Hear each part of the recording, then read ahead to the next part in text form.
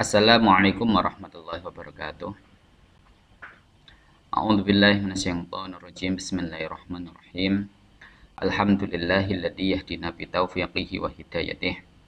Wa asyhadu an la ilaha illallah wahdahu la syarikalah wa asyhadu anna Muhammadan abduhu wa rasuluhu la nabiyya ba'dahu amma ba'd. Pada para mahasiswa yang saya banggakan, marilah kita mulai pertemuan ini dengan membaca suratul Fatihah dengan harapan semoga kita mendapatkan ilmu yang berkah dan manfaat dari Allah Subhanahu wa taala. Al-Hadihini Al-Fatihah. A'udzubillahi minasyaitonir rajim. Bismillahirrahmanirrahim. Alhamdulillahirabbil alamin.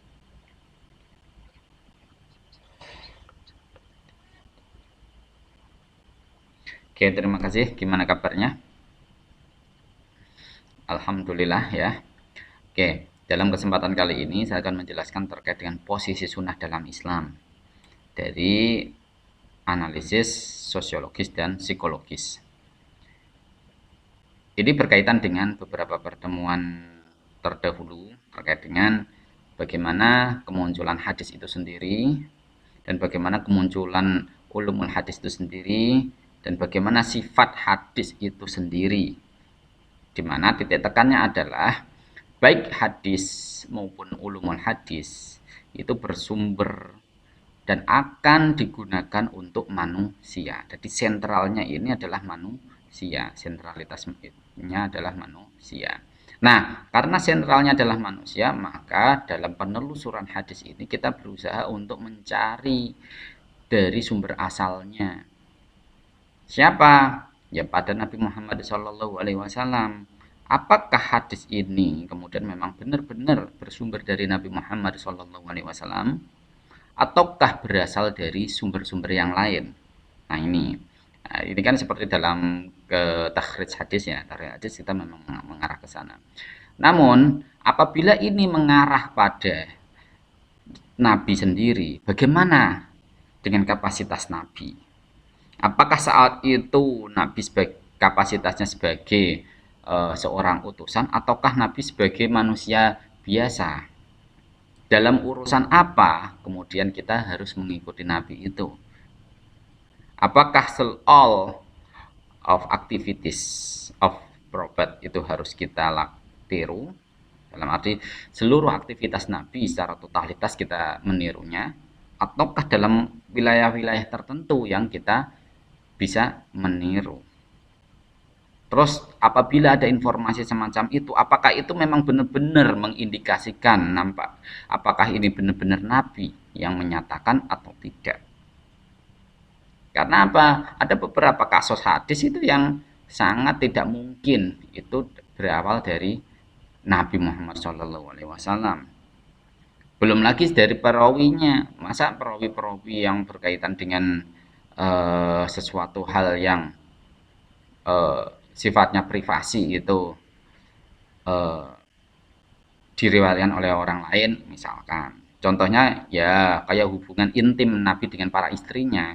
Itu kalau yang bercerita orang lain, ya, ini menjadi suatu masalah. Kenapa yang bercerita justru orang lain? Kenapa tidak istri Nabi sendiri yang melakukan cerita itu? Nah, ini kan kita harus melacak ke situ. Nah, disinilah kita perlu membahas terkait dengan bagaimana sih posisi hadis itu sendiri. Apakah hadis ini semuanya memang bisa diamalkan ataukah kita harus memilih dan memilah dan memilih lagi lah kan begitu. Nah disinilah. Nah setidaknya saya akan menampilkan terkait dengan tulisan saya di jurnal Esensia ya.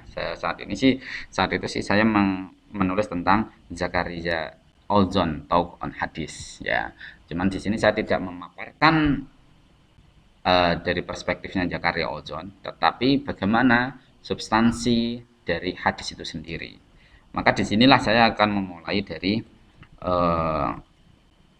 sebentar.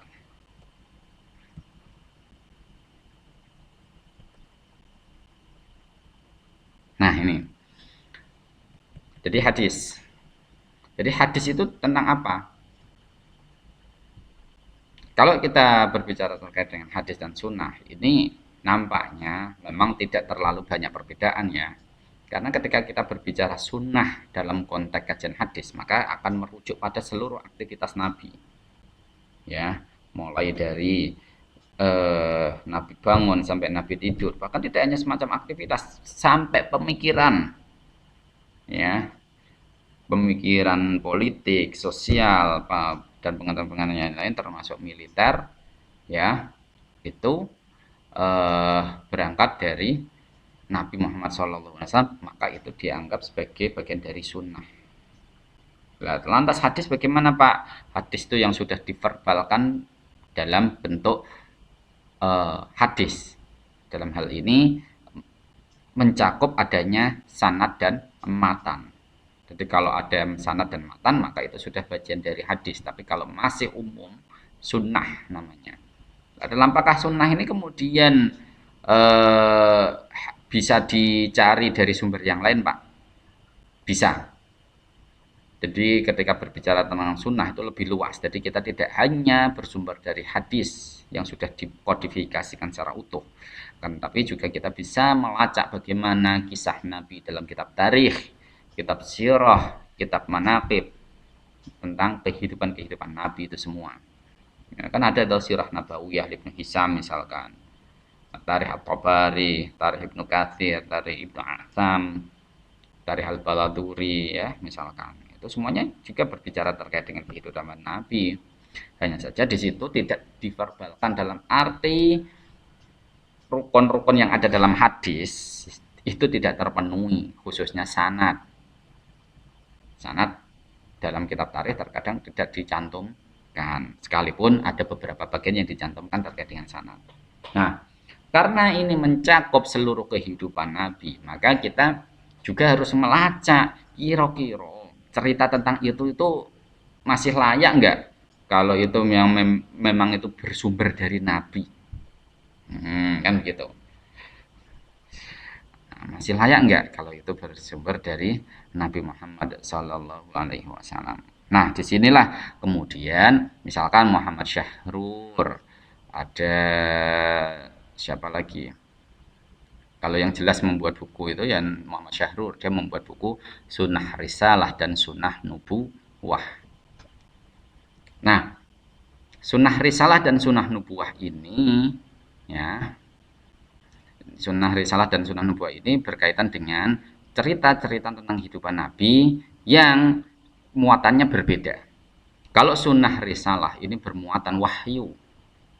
Nah, disinilah konteks wa ma yantiqu anil hawa in huwa illa wahyu yuha itu berada di wilayah sunnah risalah ini.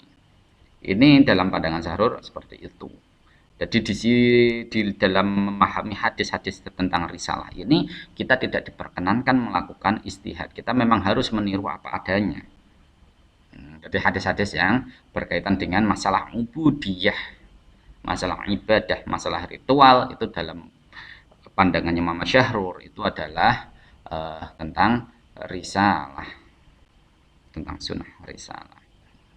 Persoalannya adalah bagaimana Pak kalau sunnah risalah itu ternyata terjadi perdebatan. Misalkan terkait dengan ini, saya tadi sempat membaca beberapa hadis. Nah, ini terkait dengan pendapatnya. Man rafa'a yadayhi fi ruku' fala sholata lahu. Ini dalam madhab Abu Hanifah ini malah justru ketika ngangkat tangan dalam kondisi rukuk maka tidak sah. Sementara dalam Imam Syafi'i malah justru ammani Jibril indal kafi fajahir bi bismillah. Jadi Imam Syafi'i dalam madhab Syafi'iyah itu kan kalau mau rukuk kan kita harus ngangkat tangan ya. Allahu Akbar, ada yang seperti itu. Tapi kalau dalam madhabnya Imam Abu Hanifah ini malah justru tidak sah. Nah, ini kan perbedaan. Ini kenapa kok bisa terjadi seperti itu? Nah, ini nanti terkait dengan ikhtilaful atau mukhtaliful hadis ya. Ikhtilaf. Jadi di sini nanti ada beberapa metode yang mau digunakan. Nah, ini kalau kita berkaitan dengan sunnah risalah tetapi ternyata terjadi perdebatan. Kalau tidak terjadi perdebatan, Pak, ya itu memang harus diikuti. Harus diikuti. Ya, sebanyak lah ya. Terkait dengan pokoknya terkait dengan masalah ubudiyah itu memang bagian dari sunnah risalah. Hanya saja sunnah risalah tadi itu memang terjadi perselisihan juga. Ya tadi saya mengatakan perselisihan juga. Jadi nanti ketika kalian belajar tentang madzhabul arba'ah, khususnya pada misalah muqaranah, biasanya kan ada kitab yang membahas tentang perbandingan madhab secara khusus, namanya Muqaranatul Madzahib. Itu dia akan berbicara terkait dengan perbedaan madhab dalam kajian fikih. Ya, jadi di situ juga disebutkan beragam hadis-hadisnya, beragam hadis-hadisnya. Itu kalau sunnah risalah. Terus yang kedua Pak, sunnah nubuwah. Sunnah nubuwah ini termasuk bagian dari apa itu jenenge, kehidupan Nabi sebagai orang biasa. Kalau kita pernah mendengarkan syairan Muhammadun Basyarun lakal basari bal huwa kal yaquti bainal hajari, ini memposisikan bahwa Nabi Muhammad SAW memang memiliki sifat-sifat basariyah, memiliki sifat-sifat kemanusiaan yang lumrah, ya, mulai dari gagasan, tentang gagasan, mulai dari terkait dengan strategi perang misalkan, mulai dengan interaksi sosial misalkan. Bahkan Nabi pernah mengatakan antum a'lamu bi umuri dunyakum wa ma'ana a'lamu bi umuri dinakum, kan begitu. Jadi saya itu paham terkait dengan urusan agama kalian, tetapi kalian lebih tahu tentang urusan duniamu. Ya. Nah, dalam konteks ini berarti kita masih diperkenankan untuk melakukan istihad antara meniru Nabi sepenuhnya atau mengambil poin-poin penting apa yang dilakukan oleh Nabi, ya, kemudian kita ambil intisarinya, kemudian kita terapkan, atau kita sama sekali tidak bisa melakukan sama hal itu. Nah itu, misalkan kalau konteks penggunaan isbal, ya, hadisnya mungkin itu Pak, mungkin banyak orang yang mengaku itu hadis sahih. Oke, hadis itu mengakui hadis sahih. Tetapi apakah konteks itu kita artikan itu bagian dari sunnah risalah yang harus kita ikuti? Sementara kalau kita mengikuti pandangannya Muhammad Syahrur, sunnah risalah itu terkait dengan masalah ubudiyah. Misalkan dalam sholat, dalam zakat, dan yang lain-lainnya itulah. Itu bagian dari sunnah risalah. Nah, sementara apakah bagi isbal itu, memakai celana yang apa itu jenenge, di atas mata kaki, itu bagian dari sunnah risalah, ataukah itu bagian dari sunnah nubuwah? Kalau menurut saya itu bagian dari sunnah nubuwah. Kenapa kok begitu? Karena Nabi saat itu memang mengikuti tren, tradisi dari masyarakatnya sendiri. Jadi Nabi mengikuti dari tradisi masyarakatnya sendiri, sehingga kita tidak bisa kemudian membabi buta mengikuti Nabi seutuhnya, itu tidak bisa.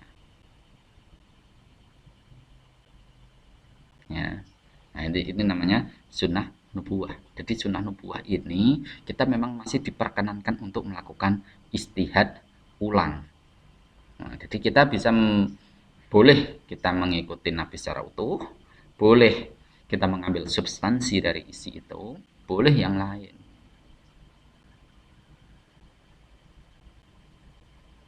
Misalkan dalam konteks Nabi, kenapa Nabi kok kemudian diperbolehkan melakukan poligami lebih dari 4, sementara dalam bagi umatnya itu kemudian ditafsirkan, saya tegaskan lagi, ditafsirkan maksimal menjadi 4, ya, maksimal menjadi 4. Itu penafsiran, ya, penafsiran. Saya tidak mengatakan boleh atau tidaknya poligami, ya, tapi kalau saya diminta untuk pendapatnya, ya fawahid, cukup satu aja, kan monogami kan begitu.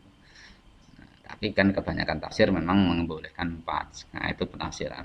Nah, kenapa kok kemudian ini tidak bisa diterapkan pada umatnya, sementara Nabi diperbolehkan melakukan poligami lebih dari 4? Apakah ini bagian dari maziyah? Oh, ini kita mulai melacak ini substansi dari apa yang dilakukan oleh Nabi saat itu. Jadi kita jangan mentah-mentah menerima itu bagian dari sunnah risalah, jangan. Cek kita lihat dulu semangat Nabi untuk melakukan poligami itu untuk apa. Nah, ini ceritanya banyak sekali ya. Ada beberapa kasus ya. Di antaranya Nabi menikahi siapa? Maimunah, tah siapa itu yang awalnya mau diberikan kepada anak angkatnya Zaid bin Sabit. Tetapi pada saat itu tidak bisa eh, dia tidak terima, berarti dia protes. Loh, ternyata yang tanya tadi yang lama kesini itu bukan Nabi sendiri, tetapi Nabi untuk si Zaid. Akhirnya ya prosesnya panjang. Akhirnya Nabi kemudian eh, menikahinya. Ada lagi yang menikahi itu karena Nabi ingin memerdekakan, misalkan Maryah, Maryah dari orang Kipti. Itu kan hasil pemberian eh, apa, hadiah dari raja, kalau tidak salah Raja Mukaukis, ya, berikan. Nah, diberikan hadiah. Wah, ini saya mau memerdekakan diri, dah kamu saya merdekakan, tapi karena Nabi sudah terlanjur menggauli, karena memang saat itu masih statusnya hamba sahaya, digauli hamil, Nabi dinikahi. Nah, kemudian dinikahi Nabi, dan saat itu dalam sejarahnya Maryah itu belum masuk Islam, belum mengikuti ajarannya Nabi, ceritanya begitu. Nah, kemudian setelah dinikahi, ya, ya meskipun pada akhirnya si anaknya, ya, Said Ibrahim itu kemudian meninggal di waktu kecil, kan begitu. Akhirnya pada masa itu ternyata Maryah juga kemudian mengikuti jejak Nabi, ya, jadi mengikuti seruan Nabi, kan begitu. Dan itu dilakukan pasca Khadijah meninggal. Terus ada lagi ya, banyaklah yang kemudian dinikahi Nabi karena memang eh, ada motif-motif tertentu. Motifnya beda-beda. Ada diantaranya memang Nabi berusaha untuk menjalin dengan berbagai kelompok tertentu. Ada untuk membangun apa ya jenisnya, daulat Islam, kejayaan Islam di sana bagaimana. Ada yang motifnya Nabi memang melindungi, apa ya, memberikan eh, apa itu jenenge, ngerumati, selain ngerumati, merawat lah, ya, merawat pada seorang janda itu. Ada motif-motif yang lain. Nah ini, jadi kita melihatnya itu, ternyata Nabi dalam melakukan poligami ini ada motif-motif tertentu yang mungkin, ya, bagi kita belum bisa meniru apa yang dilakukan oleh Nabi itu sendiri, ya. Oke lah, misalkan kita menerapkan pada poligami wilayah 4, sekalipun ayat Al-Quran itu menegaskan untuk bersifat adil, apakah kemudian kita menikahi mereka itu ada motif-motif tertentu, ataukah hanya masa pada wilayah jamalah dan masalah duniawiyah dalam arti kekayaan, apakah hanya sebatas itu saja?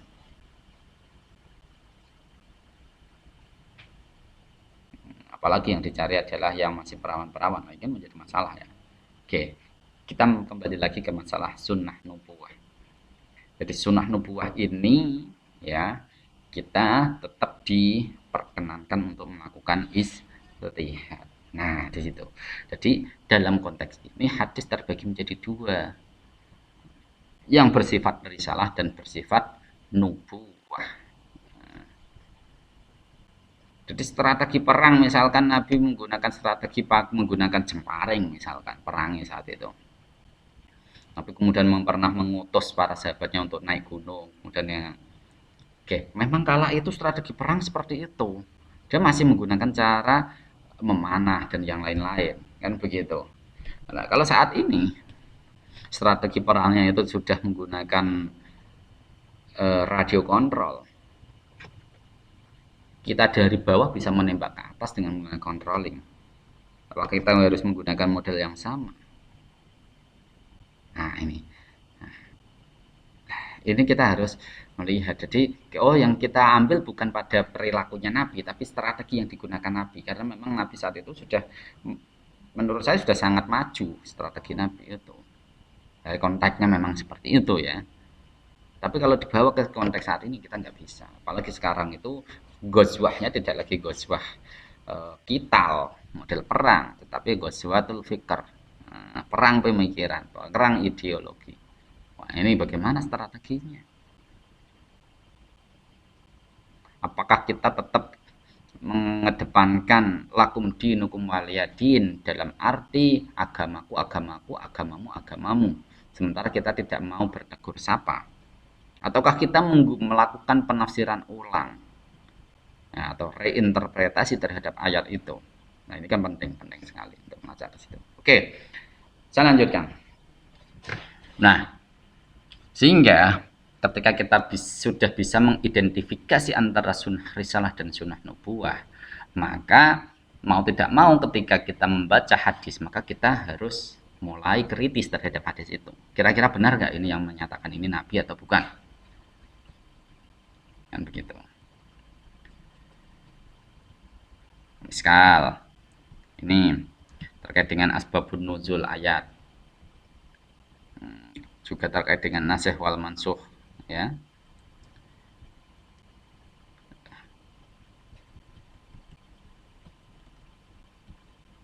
Oke, saya ambilkan yang kira-kira mudah dipahami saja. Banyak yang agaknya ribet soalnya.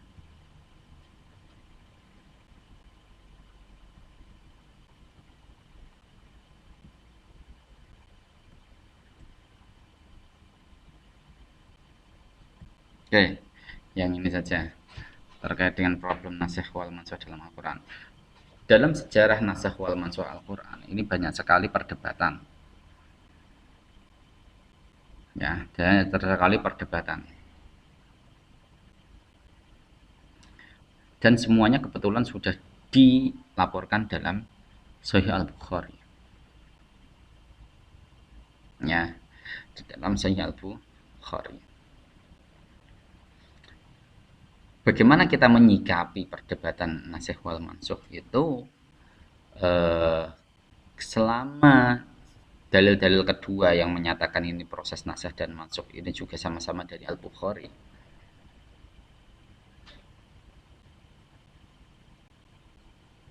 Nah, ini yang kemudian dikritik. Oke, kita harus clear, jangan sampai terjadi perdebatan.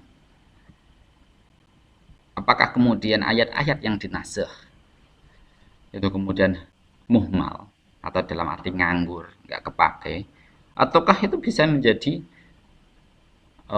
perbendaharaan dalam arti begini, suatu saat akan bisa dipakai kembali. Ya. Suatu saat ayat itu akan bisa dipakai kembali. Contohnya apa, Pak? Contohnya terkait dengan ayat-ayat wala taqrabus sholata wa antum sukara. Nah, gitu. Itu kan sudah dinasah jelas langsung innamal khamru wal maisir wal ansabu rijsun min amalis syaitan fajtanibu. Oke, ayat-ayat tentang itu kira-kira nganggur gak saat ini?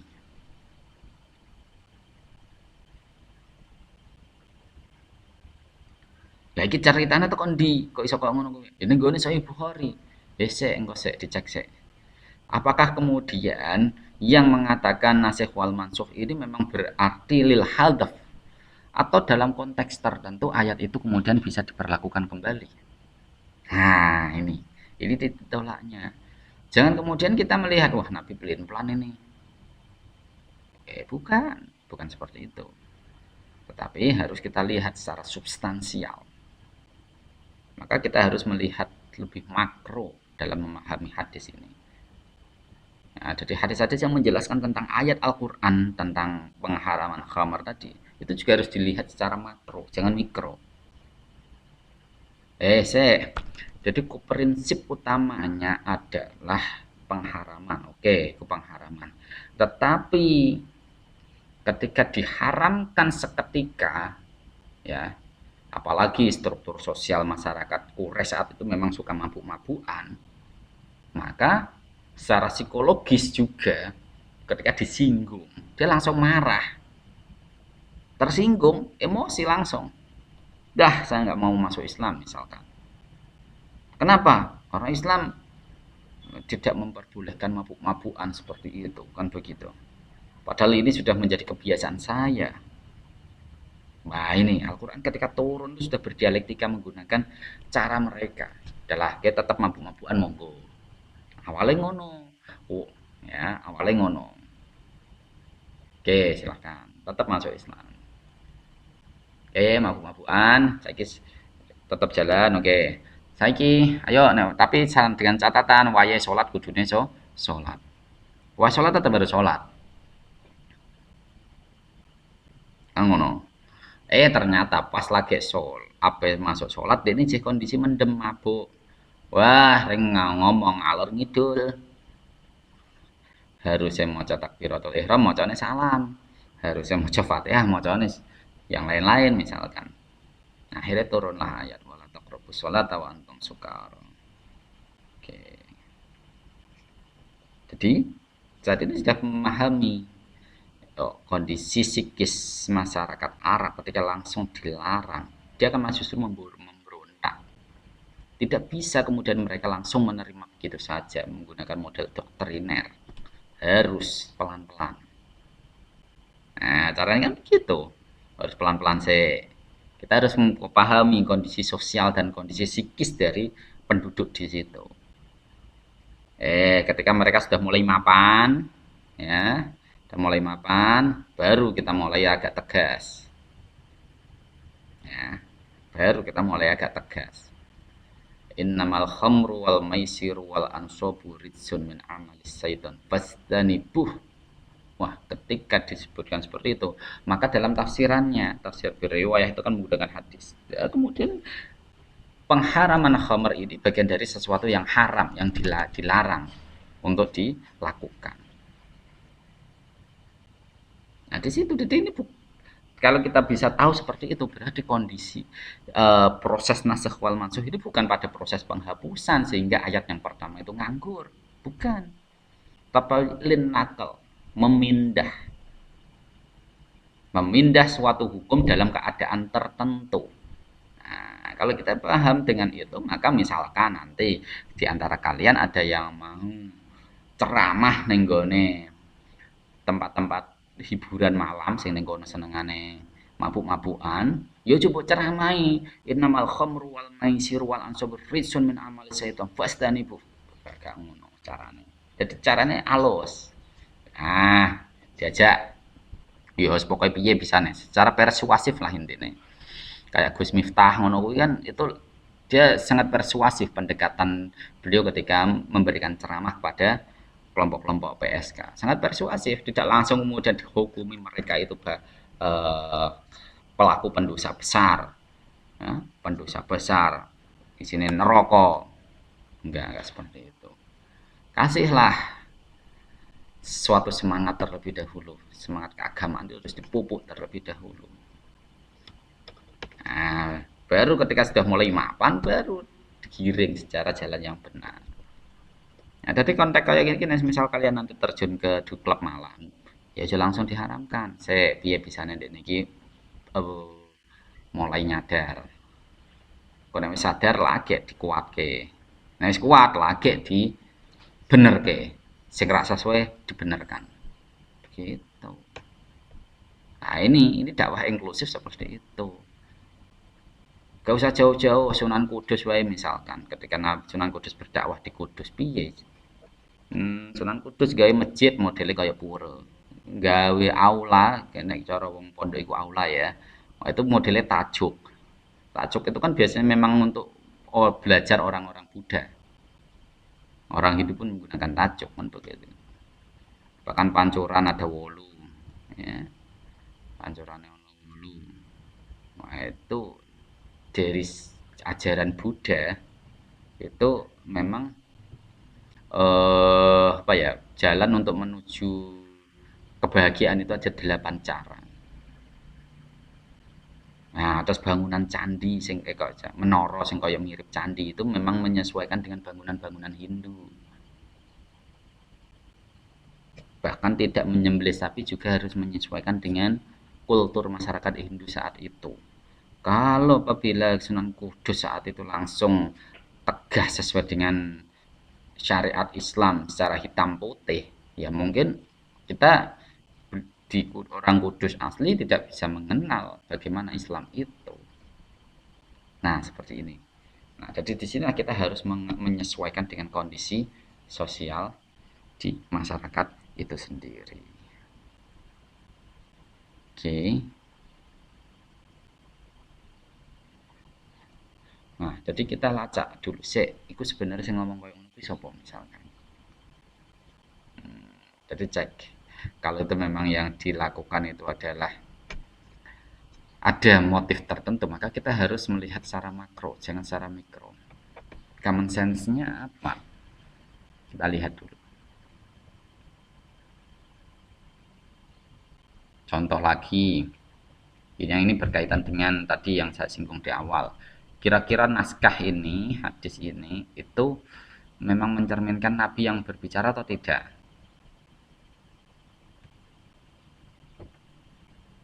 Ya, misalkan ini.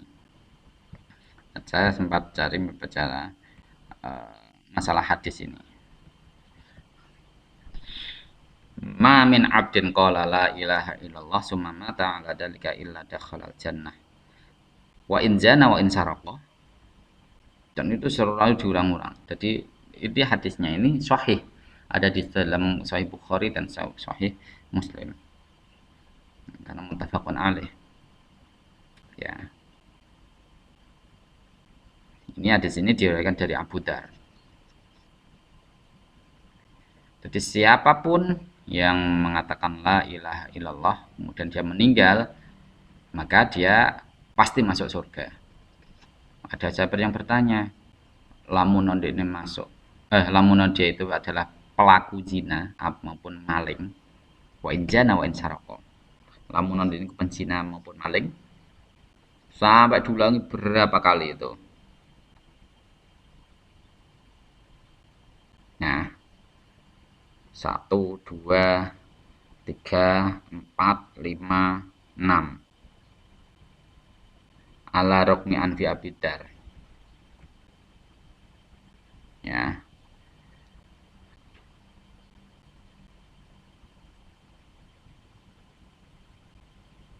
Jadi apa ya, Abu Dar itu sampai menghitung, maksudnya itu apa ya, bertentangan dengan yang diinginkan Labidar. Kalau anu itu sebagaimana hidungnya Abu Dar. Ini hadisnya dilacak.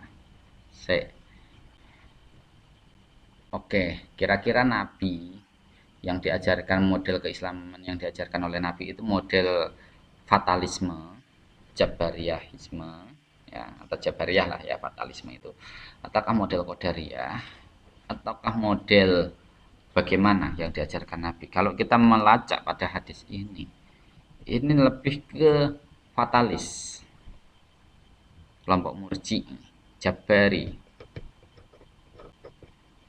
dari kelompok murji'ah, yang kemudian dia juga akan berpecah menjadi kelompok jabariyah,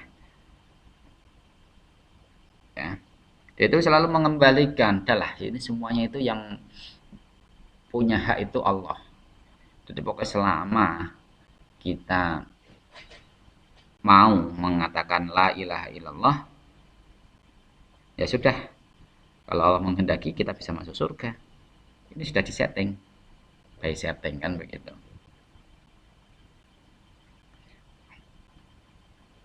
Lagi dicek, ternyata ini hadisnya, kalau menurut Fathur Rahman ini, hadis ini justru mulai muncul pertama kali itu pada masa kelompok Murji'ah dan kelompok Khawarij ini sedang berseteru.